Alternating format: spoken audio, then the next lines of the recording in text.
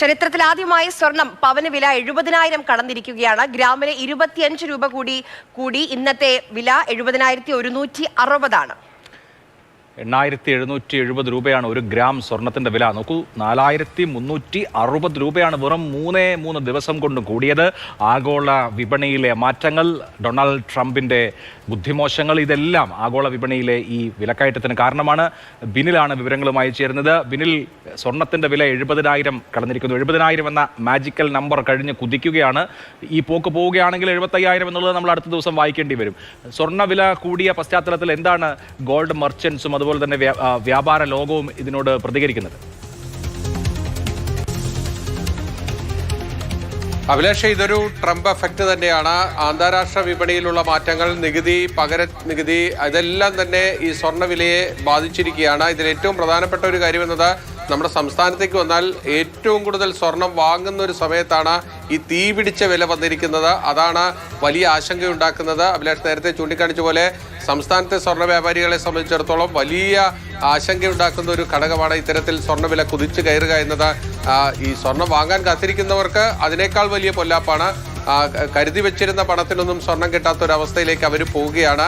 സംസ്ഥാനത്തെ മൊത്തം സ്വർണ്ണ വിപണിയുടെ ഏതാണ്ട് 60-70% വിൽപ്പനയും നടക്കുന്ന ഒരു സമയം എന്ന് പറയുന്നത് ഈ ഏപ്രിൽ മെയ് മാസമാണ്.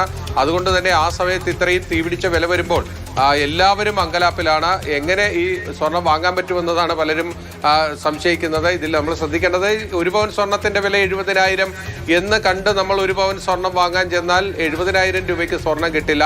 പണിക്കൂലിയും പണിക്കുറവും ഒക്കെ ചേർത്ത് വന്നു കഴിഞ്ഞാൽ ഏതാണ്ട് 76,000 രൂപ കടക്കും ഇന്ന് ഒരു പവൻ സ്വർണത്തിന്റെ ആഭരണം നമ്മൾ വാങ്ങണമെങ്കിൽ.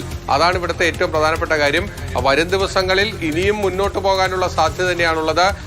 80,000 കടക്കുമെന്ന് തന്നെയാണ് ഇപ്പോൾ ഈ സ്വർണ്ണ വിപണിയിൽ നിന്നുള്ളവർ പറയുന്നത്. ഏത് ഘട്ടത്തിലും ആ രീതിയിലേക്ക് ഉയർന്നു പോകാനുള്ള സാധ്യത അവർ മുന്നിൽ കാണുകയും ചെയ്യുന്നുണ്ട്. അതേസമയം തന്നെ മറ്റൊരു വശം എന്നത് ഈ സ്വർണം ഒരു സുരക്ഷിതമായ നിക്ഷേപമായി മാറുന്നു എന്നതാണ്. ഒരു 2010 കാലഘട്ടത്തിലൊക്കെ നമ്മളൊരു 12,000 രൂപയായിരുന്നു ഒരു സ്വർണത്തിന്റെ വില.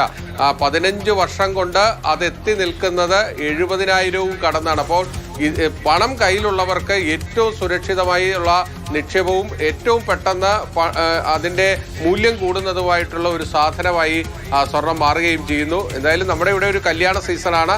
അതുതന്നെയാണ് സാധാരണക്കാരെ സംബന്ധിച്ചിടത്തോളം വലിയ ആശങ്കപ്പെടുത്തുന്ന കാര്യം.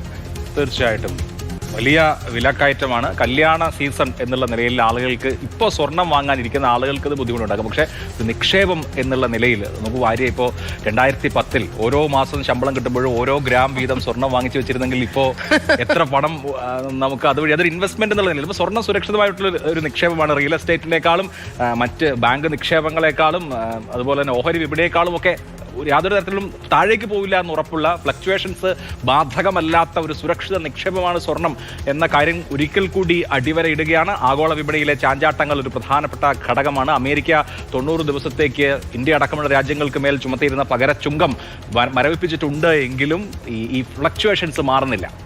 തീർച്ചയായും. കാരണം അതുകൊണ്ട് തന്നെ ഈ ട്രംപിന്റെ എഫക്റ്റ് എത്ര ദിവസം ഈ വ്യാപാര മേഖലയിൽ ഉണ്ടാകും? കാരണം ഒരു സേഫ് ഹെവനായി ഗോൾഡിനെ കാണുകയാണ്. അതുകൊണ്ട് വലിയ രീതിയിൽ ആളുകൾ സ്വർണം വാങ്ങി കൂട്ടുകയാണ്. അതുകൊണ്ട് കുറച്ച് ദിവസം കൂടി എന്തായാലും ഈ വിലക്കയറ്റം ഉണ്ടാകുമെന്ന് തന്നെയാണ് അനുമാനങ്ങൾ.